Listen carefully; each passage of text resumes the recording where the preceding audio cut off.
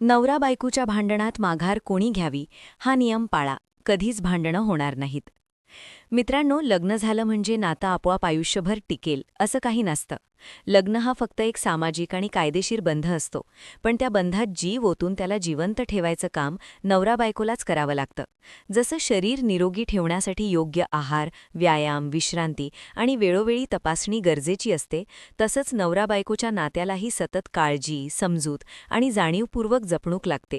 नातं हेल्दी नसेल तर ते आतून हळूहळू कमजोर होत जातं आणि एक दिवस अचानक तुटल्यासारखं वाटतं. अनेक वेळा लोक म्हणतात, आमचं काही फार मोठं झालं नाही, पण नातं तुटत चाललंय. याचं कारण बहुतेक वेळा लहान सहान गोष्टींकडे केलेलं दुर्लक्ष असतं. नातं टिकवायचं असेल तर संवाद हा त्याचा श्वास असतो.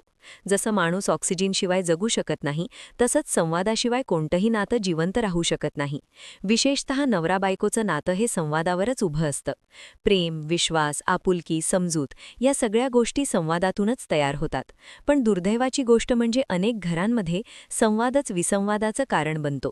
बोलताना शब्द चुकतात, सूर चुकतो, हेतू चांगला असला तरी मांडणी चुकीची होते आणि मग भांडणाची ठिणगी पडते. हळूहळू ही ठिणगी ज्वालामुखी बनते आणि दोघांनाही कळत नाही की आपण कुठे आणि कधी इतके दूर आलो. जगात असं एकही घर नाही जिथे नवरा बायकोमध्ये कधीच भांडण झालेलं नाही. भांडणं होणं हे नात्याचं अपयश नाही, पण ती कशी हाताळली जातात यावर नात्याचं भवितव्य ठरतं. भांडणाचं कारण कधी मोठं असतं तर कधी अगदी क्षुल्लक. कधी पैशावरून, कधी मुलांवरून, कधी नातलगांवरून, तर कधी फक्त थकवा, ताण किंवा गैरसमज यामुळेही भांडण होतं. अशावेळी एक प्रश्न हमखास मनात उभा राहतो, तो म्हणजे या भांडणात माघार कोणी घ्यायची?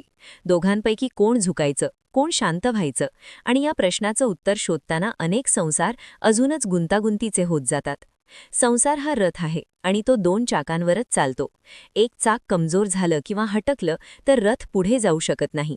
त्यामुळे सुखी संसारासाठी नवरा आणि बायको दोघेही मानसिकदृष्ट्या समाधानी असणं फार गरजेचं आहे. भांडणात जिंकणं महत्त्वाचं नसतं, तर नातं वाचवणं महत्त्वाचं असतं. हे अनेकदा विसरलं जातं. भांडणाच्या भरात शब्दांचे बाण सुटतात, जुने मुद्दे उकरून काढले जातात आणि क्षणात परिस्थिती हाताबाहेर जाते. त्या क्षणी कुणीही मागे हटायला तयार नसतं, कारण दोघांचाही अहंकार दुखावलेला असतो. बहुतेक भांडणं चुकीच्या समजुतीमुळे किंवा अपूर्ण संवादामुळे होतात. एकाला जे म्हणायचं असतं ते दुसऱ्यापर्यंत तसंच पोहोचत नाही. त्यात मनातल्या भीती, अपेक्षा आणि शंका मिसळतात आणि मग गोष्ट वेगळीच वळण घेते. अशावेळी माघार कोणी घ्यायची हा प्रश्न दुय्यम ठरतो. खरा प्रश्न हा असतो की चूक कुणाची आहे. बाहेरच्या जगासमोर कोणीही स्वतःची चूक मान्य करायला तयार नसतो, पण स्वतःच्या अंतर्मनाशी मात्र खोटं बोलता येत नाही. मनाच्या खोल कुठेतरी आपल्याला माहीत असतं की आपण चुकीचे आहोत की नाही. मात्र ही चूक मान्य करायला सर्वात मोठा अडथळा ठरतो तो म्हणजे अहंकार. मी माघार घेतली तर तो किंवा ती माझ्या डोक्यावर बसेल. मी चूक मान्य केली तर माझी किंमत कमी होईल. नेहमीच मीच का झुकायचं, असे अनेक विचार मनात येतात. हे विचार नकळत नात्याला विषारी बनवत जातात. जिथे आयुष्यभर सोबत राहायचं ठरवलं आहे, जिथे एकमेकांच्या सुखदुःखात खांदा द्यायचा आहे, तिथे चूक मान्य करण्यात कसला कमीपणा? उलट चूक मान्य करणं ही मानसिक परिपक्वतेची आणि नात्यावरील प्रेमाची खूण असते. नवरा बायकोचं नातं म्हणजे स्पर्धा नाही की कुणी जिंकलं आणि कुणी हरलं. ते पूर्णत्वाचं नातं आहे, जिथे दोघे मिळून एक होतात. भांडणाच्या वेळी ज्याला स्वतःची चूक जाणवते त्याने समजुतीने माघार घेणं हे नात्यासाठी वरदान ठरू शकतं. माघार म्हणजे अपमान नाही, तर नात्याचं संरक्षण आहे.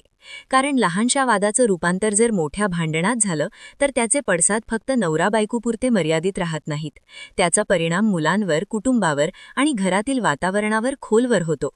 अनेक वेळा मुलंही आईवडिलांच्या भांडणांची शांत साक्षीदार बनतात. ते काही बोलत नाहीत, पण त्याच्या मनावर त्याचे खोल घाव बसतात. घरात सतत तणावाचं वातावरण असेल तर मुलांचं भावनिक स्वास्थ्य बिघडतं. त्यामुळे भांडण थांबवण्यासाठी वेळेवर घेतलेली माघार ही केवळ दोन व्यक्तींसाठी नाही, तर संपूर्ण कुटुंबासाठी हिताची असते. माघार घेणं म्हणजे गप्प बसणं किंवा स्वतःला कायमच दडपून ठेवणं नव्हे. योग्य वेळी, शांतपणे, समजुतीने संवाद साधणं हेच खरे उपाय आहे.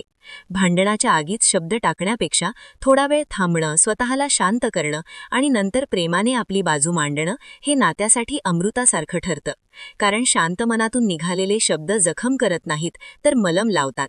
शेवटी एवढंच म्हणावंसं वाटतं की नवरा बायकोच्या भांडणात माघार कोणी घ्यावी याचं ठराविक उत्तर नाही, पण ज्याला आतून कळतं की इथे नातं जपणं महत्त्वाचं आहे त्याने माघार घ्यावी, कारण नातं जपणं हेच खरे शहाणपण आहे.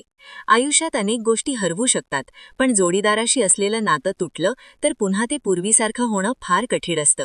म्हणूनच भांडणाच्या क्षणी जिंकण्यापेक्षा नातं वाचवण्याचा विचार केला तर संसार खऱ्या अर्थाने सुखी आणि सुदृढ राहू शकतो.